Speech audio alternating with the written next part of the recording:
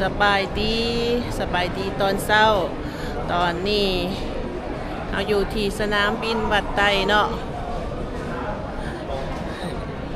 พบกับซ่องเฮาคือเก่าเนาะนูสาวลาวฝรั่งเศสใต้วันนี้ก็สิได้เดินทางเด้อวันนี้นะเฮาเมียนเช็คอินแล้วเนาะเอากระเป๋าเข่าเช็คอินเรียบร้อยแล้วก็นางมาพักผ่อนน้อยนึงเนาะรอถ่าขึ้นยนต์เมื่อไหร่ก็มีพี่น้องมาส่งเนาะนี่ได้อ้ายเนาะเพิ่นมาส่งเฮามื้อนี้เขามีเวลา30นาทีเนาะเพราะว่ามาเช็คอินไว้แล้วก็คนกับว่าแง่แออัดปันใดอากาศมื้อนี้พอดีอยู่เนาะบ่ฮ้อนตอนนี้ก็เวลา11โมงยังเนี่ยตอน10โมงครึ่ง11โมงยังแล้วเที่ยวบินของเฮาแม่นตอนบ่ายเนาะ12โมงครึ่งไปเป็นบ่ายแล้วเนาะจะได้กลับบ้านแล้วมีเวลาน้อยเดียวเนาะได้มาเยี่ยมมายามเมืองลาวกะรู้สึกดีใจเนาะแต่กับว่าเป็นยางเอาไว้ถนามาใหม่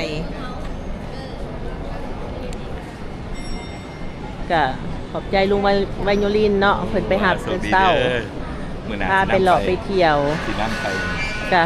ขอบใจอ้ายเด้อเพิ่นมาส่งเฮาเนาะมื้อนี้ เกือบว่าได้พักได้อาศัยน้ำเพิ่นเนาะมาตอนสี่กับนี่แหละแล้วก็ถนาก็ให้เพิ่นไปยามเฮาเนาะกันได้มีโอกาส นำกันไปไปยืนอยู่บนท้ายหูมาดึงไปไปถ่ายรูปเพิ่นว่าคันมานำลุงเนี่ยบ่ได้ต้องได้ถ่ายรูปก่อน สิ่งที่จำเป็นแล้วก็ขาดบ่ได้เดินบินกันไปโอ้น้องเว้นเป็นอะไรที่ฮะน้องได้ใครจะเข้าไปในก่อนก็ได้อ๋อเป็นที่ขบวนถูกแล้วเอายังบ่ทันเข้าเนาะว่ายังมีผู้สิมาหาเติมเนาะอีกคนนึงก็ย่างรอก่อนเฮาบ่ได้ฟ้าว ทีมงานของเฮาหันมันเพิ่นเข้าไปทางในก่อนแล้วเนาะ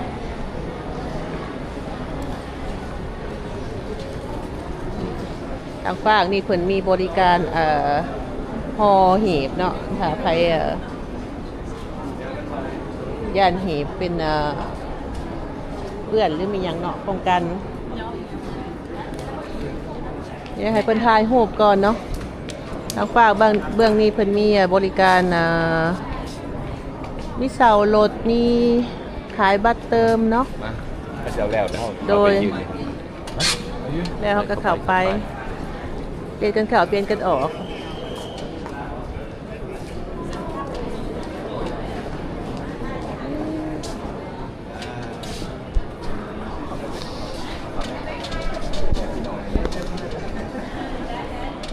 มาข่าวน้ำกัน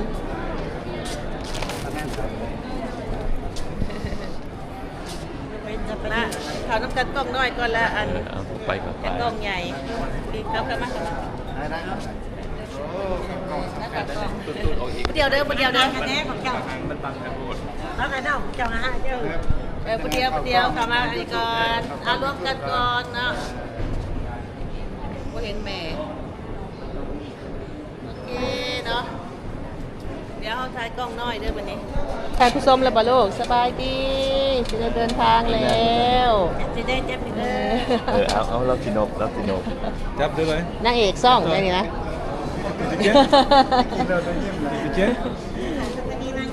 นางหลินนางมีบนนางหมดแล้วไปพูดเนาะไปทางพูดไปเขายางหลอกก่อนเนาะบนก็สนามวัดโมเดล10 โมง ยังอีก30นาทีพอนะยังเฮิงอยู่โดยสนามบินวัดไตเพิ่นกับบ่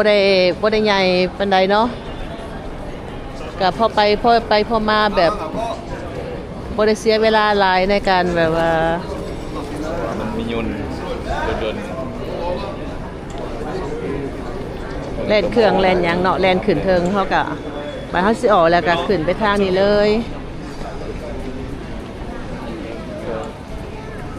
ถ้าเป็นสนามบินต่างประเทศนี่โอ้ยบ่ทันแล้วยามนี้ มีแต่ต้องแจ้งปี้แล้วก็แล่นเลยแหละ ใส่งอน เอ้าเพิ่นเล่าประสบการณ์ใส่งอนเนาะเป็นจังไดลุงเพิ่นเคยไป มันคนร้าย ท่านี้ยังบ่เคยไปเนาะ ไปญี่ปุ่นยังบ่ร้ายเท่านั้น โดยเล่นนั่งอยู่นี่ก็ได้นั่งน้อยหนึงเล่นไปนั่งตัวตัวดันถาพุดนึงอันยังมีเวลาหลายอยู่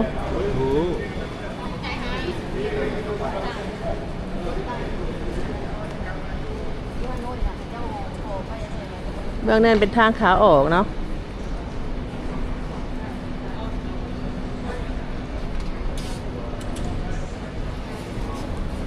11:35 โดย ยังอีก เอายัง30 นาทีนั่งอยู่จักหน่อยจังเขาก็ได้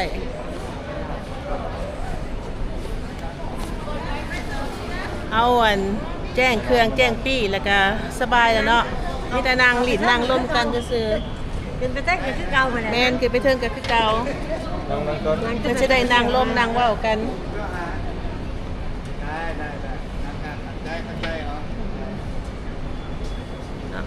ใครเด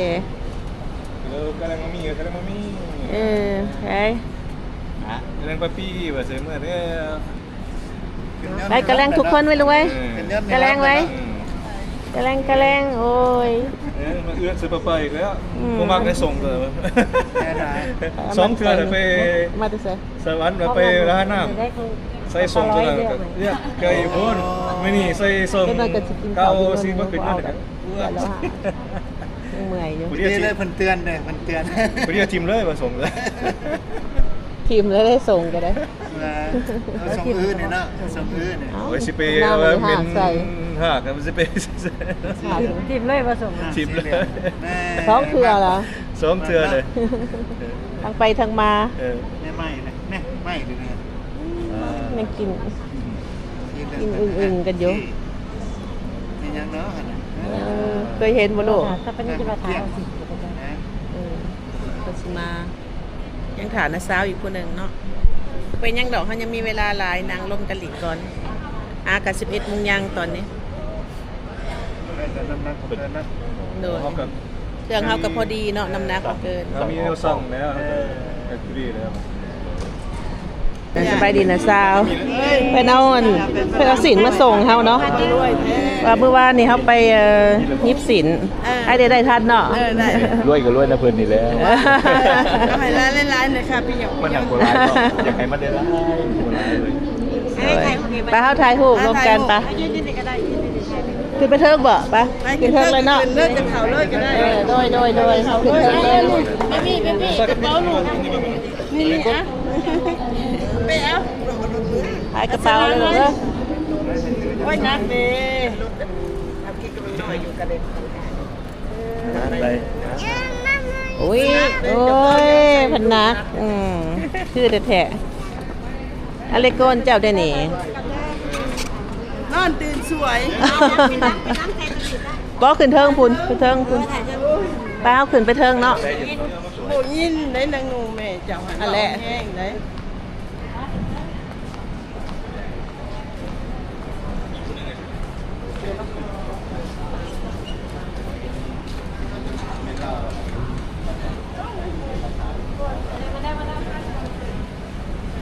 เพิ่นกำลังขึ้นมา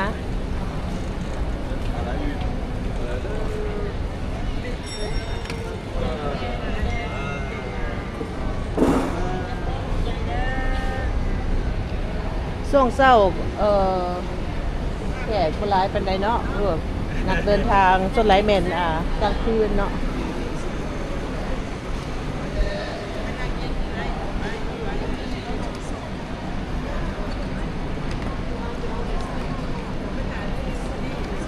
โดย แม่มารับมามีดิ มาถ่ายรูป เอาเบื้องนี้เลยปินหลังใส่ตัวนี้เอา ปินลังใส่บทนี่จะปินไปทางไหน เอาเบิ่งไหน ไปโอ้โดยคันมันบ่มืด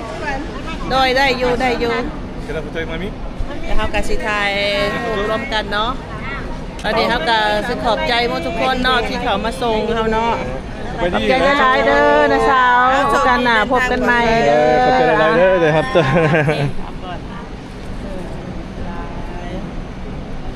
นี่มานี่ เดินทางปลอดภัยเด้อ เงินได้ปลอดภัยเด้อคนสวย คือจักก็หา กินหอดแล้วมาพอดีกินหอดไม่ได้กินหอดลูกอะมาพอดีกินหอดได้มาก่อนแล้วพ่อมามีหันไป Kau nak ni le? Kadang mami le? Tapi kadang mami? Kadang papi, Kita kadang papi. Yang kadang papi? Oh, kadang papi, tu kau kadang papi. Kadang bang tu bang. Kadang papi. ให้เขา Kau baik.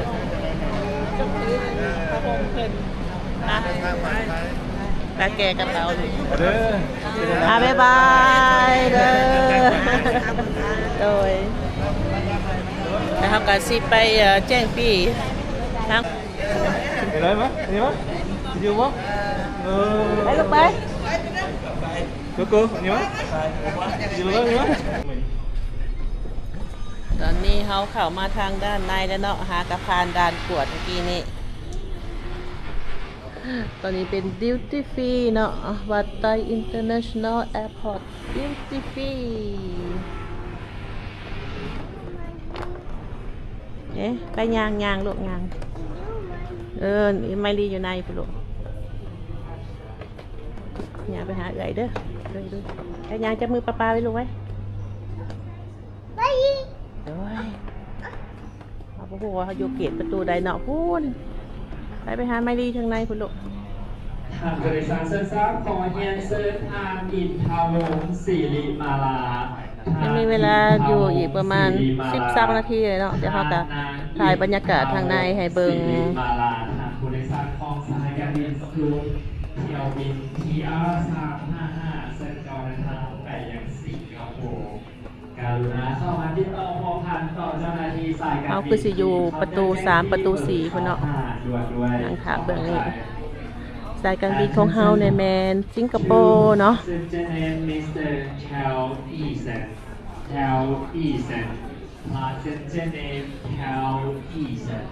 Passenger นี่แมนทีมงานของเฮาเนาะสบายดีมาเจอกันแล้วเนาะเพิ่นขึ้นมาก่อนเดี๋ยวเขาก็สินั่งรอถ่ายอยู่นี่เนาะอีกเจ้าหน้าที่เพิ่นน่ะ12 โมงครึ่งพุ่นเนาะยังมีเวลาหลายอยู่ แต่ว่าเฮาก็สิขอปิดคลิปเฮาเป็นเพียงเท่านี้เนาะอยู่ที่สนามบินบัตไตเนาะแล้วเฮาก็พบกันใหม่คลิปหน้าอยู่ที่สนามบินสิงคโปร์เนาะกันฝากติดตามรับชมการเดินทางของเฮาเนาะค่ะกับ จากประเทศลาวไปสิงคโปร์บ๊ายบายเจอกันอยู่สิงคโปร์เด้อเจอกันที่สิงคโปร์